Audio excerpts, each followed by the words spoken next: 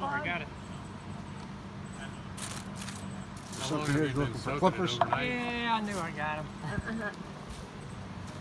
You've been soaking that overnight? Is that what you do with That's it? been soaked. Well, actually, I started drying it out. I soak it for at least 30 minutes to an hour. Oh. So, what we mainly want to do when we're doing an air layer is be looking at our future tree and where we want to go with our future tree. And we lots of times when we're looking at air layering branches off and things, we'll look at, okay, if this is going to be my tree and the branch is laying over here, how do I want to make my cut? So we want to be sure we're going with the future tree. I mean, this is a nice little tree. Right there. Nice line. What we're going for is this. And what we're going for in the future tree is this right here. I chose here because the branches were already coming out. I always try to go where there's an internode. That way I know the energy's been going there. When I do an air layer, I'll take it where there's a bud or an internode. So what we're doing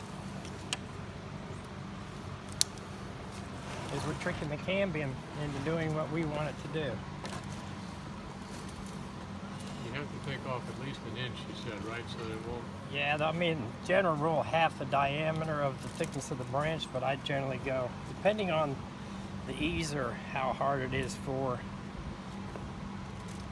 the tree to root, I'll generally go more. What we're doing is we're tricking the cambium into wanting to grow roots out.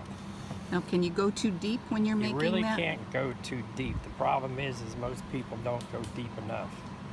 And this is getting late in the season, so this isn't peeling quite as well as it generally would. But I want to see if I can get, there we go. That's the whole life force. I even got past the saline into the sapwood, so. But that's the whole basic life force of a tree right there. In that thin layer. And the cambium become anything we want it to be. Branches, roots, leaves. Wow. And what happens is we've cut off the flow of most of the water. There's still going to be some water because it goes up by elongating cells. There'll still be some water to come up in the sapwood coming up into here.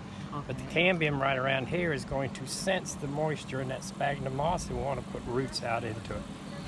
That's all there is. Okay, now it's coming back to me. And this will take about eight weeks.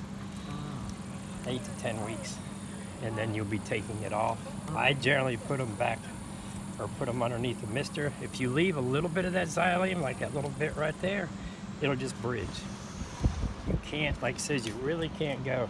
See the layers right there? So no green, Bark, green or yellow cambium. showing at all, huh?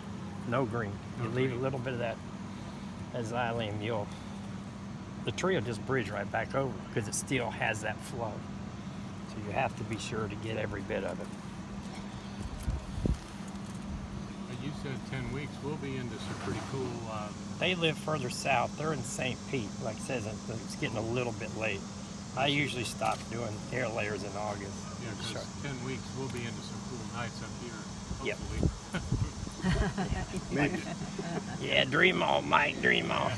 But we'll be okay weeks, this that's, time. Yeah. Like I said, when I take them off, I usually put them underneath the mister. You just want to keep the leaves a little bit hydrated until there's enough roots to do its entire job. And what's the purpose of this again? We want a whole nother tree. Well, I can see me coming back in 8 weeks. Well, if it's not, like Mike's talking about, if it's still not too cool here, you can leave it here, but we'll still have stuff under it. We're going to start taking air layers off next week. So I can just leave this here today and then come back, or? Oh, no, well, I mean, you can take it home, but I mean Okay. when we take this off. Okay. See, I got a little sliver there. I want to make sure I get it. It'll root all the way along up into here.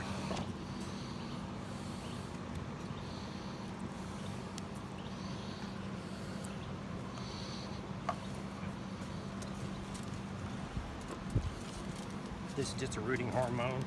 I use liquid. It's dip and grow. You can mix it to whatever concentration you want. This is about 10 to 1.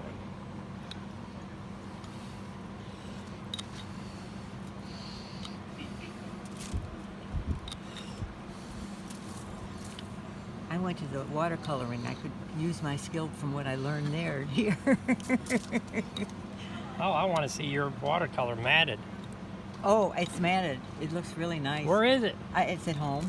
I'll bring it. Oh, man, I'll bring it. I know Jeff was doing it. I never got to see it. Oh, I'll bring it tomorrow. I'm planning on coming tomorrow. So.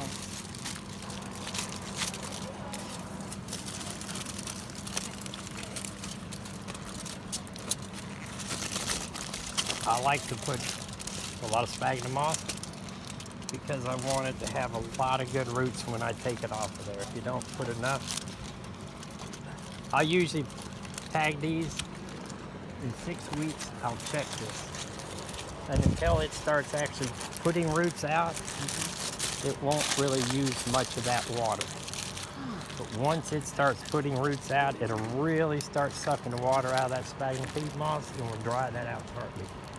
And then you can kill the roots real quick. So those last Right. couple weeks, it's easy for me. I just open it up a little bit and let the overhead water go into there. Yeah. But when I was doing it years ago, just for a few and all that, I used a turkey baster. Just open it up, squirt it full of water, and went on down. And you can feel how soft it is now. You'll start to feel a little bit of firmness in there. When you take this off, you want to take it off close to where you want your, this tree is going to be. And if you have some root cutters, you can get up there and nib this trunk off up underneath and try to get as close to the top of that air layer where we made that top cut. That'll spread it out, and I like to try to push the sphagnum moss up. I put it in perlite, and I make a dome, and I push it down a little bit to try to get those roots up to start a nice Navarre. But they're very fragile. There'll be thick white roots in there, and if you plink them, they'll just break right off. So they're very, very fragile. So you have to be careful. You might have to do it in stages. What But that's that. Okay. What will you have to do once it's rooted? Then the plan is to put it back. What are you going to take off the part that's going to have the roots? Are you going to cut? Yeah, we're going to take all of this off, Uh-huh. and this is going to be a tree right here. Wow. And then we're going to develop this into a tree right here. So we got a twofer. Really? Yeah, we got quite a few twofers around here. When I go to other nurseries and things like that, I look for twofers. They're like, okay, I can air layer and get 2 trees out of that, so I get 2 for the price of 1. I see.